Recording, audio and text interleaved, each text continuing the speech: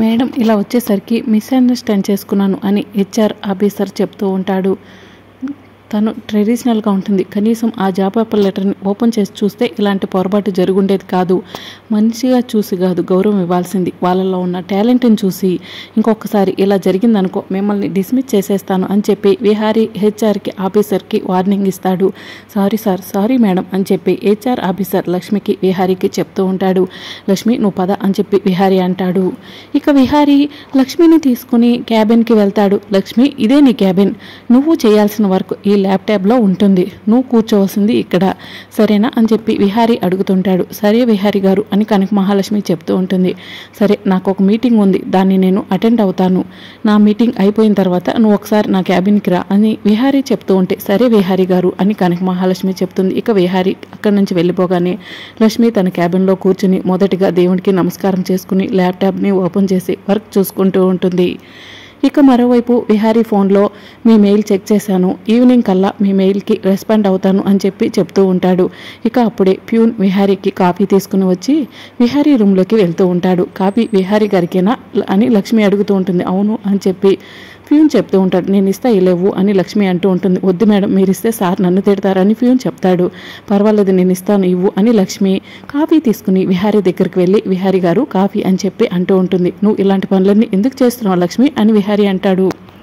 పర్వాలేదు విహారీ గారు అని కనక మహాలక్ష్మి చెప్తూ ఉంటే లక్ష్మి నువ్వు ఒక విషయం గుర్తుపెట్టుకో, నువ్వు ఈ ఆఫీస్లో జాబ్ చేస్తున్నావు, ఇది ఇల్లు కాదు అని విహారీ చెప్తూ ఉంటే సరే విహారీ గారు ఇంకెప్పుడు ఇలాంటి పని చేయను అని లక్ష్మి చెప్తూ ఉంటుంది. ఇక అప్పుడే అంబిక వస్తుంది. విహారీ ఈ 2 ఫైళ్ళు చెక్ చెయ్యి, ఆర్ఎస్కే వాళ్ళ ఫైలు, కేఎస్కే వాళ్ళ ఫైలు. కేఎస్కే వాళ్ళకు మనం టెండర్ ఇస్తే బాగుంటుంది, వాళ్ళ కోడ్ కూడా చాలా బాగుంది అని అంబిక చెప్తూ ఉంటుంది. ఇక విహారీ ఫైల్ చెక్ చేసి సరే అత్తయ్య నువ్వు చెప్పినట్టుగా కేఎస్కే వాళ్ళకే ఈ టెండర్ ఇద్దాం అని విహారీ చెప్తూ ఉంటాడు. విహారీ గారు ఒక్కసారి ఆర్ఎస్కే వాళ్ళ టెండర్ కోడ్ కూడా చూడండి అని చెప్పి కనక మహాలక్ష్మి చెప్తూ ఉంటుంది. వాళ్ళకు ఎక్స్పీరియన్స్ లేదు అని అంబిక చెప్తూ ఉంటుంది. ఎక్స్పీరియన్స్ లేకపోయినా వాళ్ళకు సక్సెస్ రేటింగ్ ఎక్కువగా ఉంది విహారీ గారు, కేఎస్కే వాళ్ళకన్నా కూడా ఆర్ఎస్కే వాళ్ళు ప్రాజెక్టులు చేశారు కదా, వాటిల్లో సక్సెస్ బాగా ఉంది. కేఎస్కే వాళ్ళు చేసిన ప్రాజెక్టులో కొన్ని ప్రాబ్లమ్స్ ఉన్నాయని చెప్పి కోర్టులో కూడా కేసులు నడుస్తున్నాయి, కావాలంటే ఆన్లైన్లో చెక్ చేయండి అని చెప్పి లక్ష్మి విహారీకి చెప్తూ ఉంటుంది. నీకేం తెలుసని నువ్వు మాట్లాడుతున్నావు అని చెప్పి అంబిక అంటుంది. ఇందాకలే కేఎస్కే ఆర్ఎస్కే వాళ్ళ ఫైల్ చెక్ చేశాను అని చెప్పి లక్ష్మి చెప్తూ ఉంటుంది. అత్తయ్య కేఎస్కే వాళ్ళ ఫైల్కి సపోర్ట్ చేసింది ఎవరు, అసలు నువ్వు దాన్ని స్టడీ చేయలేదా అని విహారీ అడుగుతుంటాడు. స్టడీ చేశాను విహారీ, కానీ నాకు కేసుకు సంబంధించిన డీటెయిల్స్ ఏమీ కనిపించలేదు అని అంబిక చెప్తూ ఉంటుంది. ఈ కేఎస్కే వాళ్ళ ఫైలు బ్లాక్ లిస్ట్లో పెట్టండి, ఆర్ఎస్కే వాళ్ళకు మన టెండర్ ఫైనల్ చేస్తున్నట్టు నోటీస్ ఇవ్వండి అని విహారీ అంబికకు చెప్తూ ఉంటాడు. ఒసే లక్ష్మి, వచ్చిన మొదటి రోజే నాకు వస్తున్న లాభానికి గండి కుట్టావు కదా, నీ సంగతి టైం చూసుకుని చెప్తాను అని అంబిక మనసులో అనుకుంటుంది. ఇక మరోవైపు మదన్ లక్ష్మిని వెతుక్కుంటూ కిచెన్లోకి వెళ్తాడు. ఇక కిచెన్ అంతా కూడా వెతుకుతూ ఉంటాడు. లక్ష్మి కనిపించకపోవడంతో హాల్లోకి వచ్చి హాల్ అంతా కూడా వెతుకుతుంటాడు. అప్పుడు సహస్ర మదన్ని చూసి ఏ మదన్ ఎవరి కోసం వెతుకుతున్నావు అని చెప్పి అడుగుతూ ఉంటుంది. ఎవరూ లేరు అని చెప్పి మదన్ తప్పించుకోబోతూ ఉంటే ఏ మదన్ నాకు కూడా అబద్ధం చెప్తున్నావా, నువ్వు ఎవరి కోసం వెతుకుతున్నావో వాళ్ళు ఎవరో చెప్పు అని చెప్పి సహస్ర అంటూ ఉంటుంది. చెప్తాను అని చెప్పి మదన్ లక్ష్మి అని చెప్పి సహస్రకు చెప్తూ ఉంటాడు. ఏంటి పని మనిషి నీ డ్రీమ్ కొల్లా అని సహస్ర అడుగుతూ ఉంటుంది. నువ్వు లక్ష్మిని పని మనిషిలా చూస్తున్నావు, కానీ నేను నా డ్రీమ్ కొల్లా చూస్తున్నాను. లక్ష్మిని నువ్వు హేట్ చేస్తావు, కానీ లక్ష్మి గురించి నాకు చాలా బాగా తెలుసు, చాలా మంచి అమ్మాయి అని చెప్పి మదన్ చెప్తూ ఉంటాడు. ఇక సహస్ర కాసేపు లక్ష్మి గురించి ఆలోచిస్తుంది. వీడికి గనక లక్ష్మిని అంటగట్టిస్తే బావకు నాకు మధ్య ఎవరూ ఉండరు, వీడికి సపోర్ట్ చేద్దాం అని చెప్పి సహస్ర మనసులో అనుకుని ఏ మదన్ లక్ష్మి నీకు కరెక్ట్గా సెట్ అవుతుంది, లక్ష్మికి మేము మంచి మంచి సంబంధాలే చూస్తున్నాం, కానీ తను పెళ్లికి ఎందుకో ఒప్పుకోవట్లేదు అని సహస్ర చెప్తూ ఉంటుంది. లక్ష్మిని నువ్వు పెళ్లి చేసుకుంటా అంటే గనక నేను నీకు ఎప్పుడు సపోర్ట్ చేస్తాను, లక్ష్మికి నీలాంటి వాడు దొరకడం లక్ష్మి అదృష్టం అని చెప్పి సహస్ర చెప్తూ ఉంటుంది. ఏ సహస్ర, నువ్వు నాకు సపోర్ట్ చేస్తున్నావు, ఈ ఇంట్లో వాళ్ళందరూ కూడా లక్ష్మి విషయంలో నాకు సపోర్ట్ చేస్తారా అని చెప్పి మదన్ అడుగుతుంటాడు. తప్పకుండా సపోర్ట్ చేస్తారు, మీ ఇద్దరు పెళ్లి జరిపించే బాధ్యత నాది అని సహస్ర మదన్కి చెప్తూ ఉంటుంది. ఇక నా పెళ్లి జరిగిపోతుంది, నన్ను నా లక్ష్మిని వేరు చేసే వాళ్ళంటూ లేరు అని మదన్ గట్టిగా అరుస్తూ ఉంటాడు. ఇక విహారీ లక్ష్మి దగ్గరికి వచ్చి లక్ష్మి వెళ్దామా అని చెప్పి అడుగుతుంటాడు. విహారీ గారు నాకు వర్క్ ఉంది, మీరు వెళ్ళండి అని లక్ష్మి చెప్తూ ఉంటుంది. సరే నేను కూడా వెయిట్ చేస్తాలే అని విహారీ చెప్తుంటే, లేదు విహారీ గారు నాకు 1 అవర్ అయినా పడుతుంది, మీరు వెళ్ళండి, నా కోసం వెయిట్ చేయొద్దు అని లక్ష్మి చెప్తూ ఉంటే, నాకు కూడా వర్క్ ఉంది, ఈలోపు నేను అది చూసుకుంటాను, ఇద్దరం కలిసే ఇంటికి వెళ్దాం అని విహారీ చెప్తూ ఉంటాడు. సరే విహారీ గారు అని కనక మహాలక్ష్మి అంటుంది. ఇక కనక మహాలక్ష్మి ఫైల్స్ అన్నింటినీ కూడా చెక్ చేసి ఎవరికో ఫోన్ చేసి ఫోన్లో మాట్లాడుతూ ఉంటుంది. ఇక ఆ ఫైల్స్ తీసుకుని డైరెక్ట్గా అంబిక దగ్గరికి వెళ్తూ ఉంటే అంబికే లక్ష్మికి ఎదురుగా వస్తుంది. ఏంటి అని చెప్పి అంబిక అడుగుతుంది. మీతో కాస్త మాట్లాడాలని చెప్పి లక్ష్మి చెప్తూ ఉంటుంది. ఏంటో చెప్పు అని చెప్పి అంబిక అంటుంది. కూర్చుని మాట్లాడుకోవాలి, చాలా పెద్ద విషయం గురించే అని లక్ష్మి చెప్తూ ఉంటుంది. నాకు అంత టైం లేదు అని చెప్పి అంబిక చెప్తూ ఉంటుంది. అయితే మీరు లాస్ట్ టైం ట్రాన్సాక్షన్ చేశారు కదా, దాంట్లో చాలానే తేడాలు ఉన్నాయి, వాటి గురించి విహారీ గారితో కూర్చుని మాట్లాడాలి అని లక్ష్మి చెప్తుంటే, ఏంటి బ్లాక్మెయిల్ చేస్తున్నావా అని అంబిక అడుగుతుంటుంది. లేదు మేడం, అందుకని ఒక 2 నిమిషాలు కూర్చుని మాట్లాడితే మీకే మంచి జరుగుతుంది, రండి అని చెప్పి లక్ష్మి చెప్తూ ఉంటే, సరే పద వెళ్దాం అని అంబిక అంటుంది. సరే నీకు 5 నిమిషాలు టైం ఇస్తున్నాను, ఈ 5 నిమిషాల్లో ఏం మాట్లాడతావో మాట్లాడు అని అంబిక లక్ష్మికి చెప్తుంది. ఇక లక్ష్మి తన చేతిలో ఉన్న పేపర్స్ని అంబికకి ఇస్తుంది.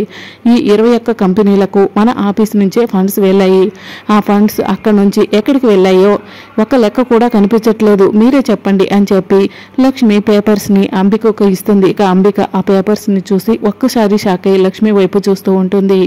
ఆ ఫండ్స్ వాల్యూ 53,000 కోట్లు, ఆ ఫండ్స్ ఆ కంపెనీ నుంచి ఎటు వెళ్ళాయో ఒక్క లెక్క కూడా తెలియట్లేదు. ఇక్కడ ఇంకో ట్విస్ట్, ఈ కంపెనీల గురించి ఎంక్వైరీ చేస్తే అవన్నీ డొల్లా కంపెనీలని తేలింది అని లక్ష్మి చెప్తూ ఉంటే, అంటే ఆ డబ్బులన్నీ నేను మిస్యూజ్ చేశా అంటున్నావా అని చెప్పి అంబిక అంటూ ఉంటుంది. నేను కన్ఫర్మ్ చేసుకుని అడుగుతున్నాను అని లక్ష్మి చెప్తూ ఉంటే, ఇది నా కంపెనీ డబ్బులు నా ఇష్టం వచ్చినట్టు చేసుకుంటాను, నీకెందుకు, నన్ను లెక్కలు అడగటానికి నువ్వెవరు అని అంబిక లక్ష్మిని అంటూ ఉంటే, సరే ఈ విషయం ఈ ఫైల్స్ని తీసుకెళ్లి విహారీ బాబు ముందు పెడతాను అని కనక మహాలక్ష్మి అంటుంది. ఇక అంబిక టెన్షన్ పడుతూ ఉంటే, సరే ఈ విషయం గురించి నేను ఎక్కడా కూడా బయటకు తీసుకురాను, అలాగే విహారీ బాబు గారి దగ్గర కూడా ఈ విషయం గురించి డిస్కస్ చేయను, అలా జరగాలంటే ఒకే ఒక కండిషన్, అది ఏమిటంటే మీరు ఏ కంపెనీలకైతే ఈ ఫండ్స్ అన్నీ కూడా పంపించారో అక్షరాల 57 కోట్లు వాటన్నిటిని తిరిగి మన అకౌంట్కి వచ్చేలా చెయ్యాలి, మీకు 24 గంటలు టైం ఇస్తున్నాను, అంటే ఖచ్చితంగా రేపు 12 గంటల కల్లా ఇవన్నీ మన కంపెనీ అకౌంట్కి చేరాలి, లేకపోతే ఈ ఫైల్స్ అలాగే మీ డొల్లా కంపెనీ ఫైల్స్ అన్నీ కూడా విహారీ బాబు ముందు ఉంటాయి అని చెప్పి కనక మహాలక్ష్మి అంబికకు వార్నింగ్ ఇస్తుంది. అంబిక గారు మీరు ఇచ్చిన 5 మినిట్స్ అయిపోయింది, గుర్తుంది కదా, రేపు 12 గంటల కల్లా కౌంట్ డౌన్ స్టార్ట్ అని లక్ష్మి అంబికకు చెప్పి అక్కడి నుంచి వెళ్ళిపోతుంది. ఇక మరోవైపు సహస్ర మదన్ తీసుకుని పద్మాక్షి దగ్గరికి వెళ్తుంది. వద్దు సహస్ర వద్దు అని మదన్ అంటూ ఉంటాడు. సర్ప్రైజ్ అని సహస్ర అంటుంది. మదన్ ఏమో వద్దంటున్నాడు, నువ్వేమో సర్ప్రైజ్ అంటున్నావు, ఏంటి బేబీ అని పద్మాక్షి అడుగుతూ ఉంటుంది. మన మదన్ డ్రీమ్ గర్ల్ మన ఇంట్లోనే ఉంది అని చెప్పి సహస్ర చెప్తూ ఉంటుంది. మన ఇంట్లో మదన్ డ్రీమ్ గర్ల్ ఎవరు అని చెప్పి పద్మాక్షి అడుగుతూ ఉంటుంది. ఎవరు కూడా అమ్మాయిని గుర్తుపట్టలేరు, ఎవరంటే మన పని మనిషి లక్ష్మి అని చెప్పి సహస్ర చెప్తూ ఉంటుంది. పద్మాక్షి కోపంగా మదన్ వైపు చూస్తూ ఉంటే సహస్ర సైగ చేస్తుంది. అవును మదన్, నువ్వు లక్ష్మిని ప్రేమిస్తున్నావా, లక్ష్మికి నీకు దగ్గరుండి పెళ్లి చేసే బాధ్యత మాది అని పద్మాక్షి మదన్కి చెప్తూ ఉంటుంది. Thank you so much aunty, మీరంతా నాకు ఇలా సపోర్ట్ చేస్తారని అనుకోలేదు అని మదన్ చెప్తూ ఉంటాడు. ఇక తర్వాత మదన్ ఫోన్ రింగ్ అవుతూ ఉంటే మదన్ ఫోన్ తీసుకుని పక్కకు వెళ్తాడు. మమ్మీ లక్ష్మిని ఎలాగైనా ఈ ఇంటి నుంచి బయటకు పంపించాలని ఎన్నో ప్రయత్నాలు చేశాము, ఇప్పుడు మదన్కి ఇచ్చి పెళ్లి చేస్తే లక్ష్మిని మదన్ అమెరికా తీసుకెళ్లిపోతాడు, నేను బావతో సంతోషంగా ఉండొచ్చు అని సహస్ర చెప్తూ ఉంటుంది.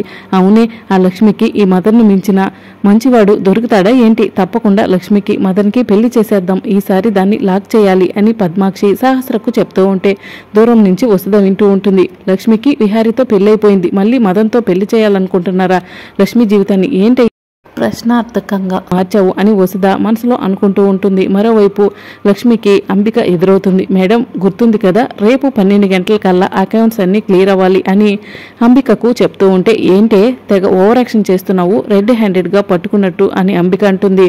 మేడం 3 ఫైళ్ళు చెక్ చేస్తేనే ఇన్ని లెక్కలు బయటకు వచ్చాయి, అదే మొత్తం ఫైల్స్ చెక్ చేస్తే కోట్లకు పైన రావచ్చు అని చెప్పి అంబికకు కనక మహాలక్ష్మి వార్నింగ్ ఇస్తూ ఉంటే అప్పుడే విహారీ వచ్చి లక్ష్మి వర్క్ అయిపోయిందా అని చెప్పి అడుగుతూ ఉంటాడు. అయిపోయింది విహారీ గారు, ఆ వర్క్ గురించి అంబిక మేడంతో మాట్లాడుతున్నాను అని లక్ష్మి చెప్తూ ఉంటుంది. అంబిక అత్తయ్య సజెషన్ తీసుకొని వర్క్ తొందరగా ఫినిష్ అవుతుంది అని విహారీ చెప్తూ ఉంటే, అవును విహారీ గారు, రేపటికల్లా చాలా వర్క్ తెలిసిపోతాయి అని చెప్పి లక్ష్మి చెప్తూ ఉంటుంది. మరి రాబోయే ఎపిసోడ్లో ఏం జరుగుతుందో తెలుసుకోవాలనుకుంటున్నారా, అయితే ఛానల్ని సబ్స్క్రైబ్ చేసుకోండి.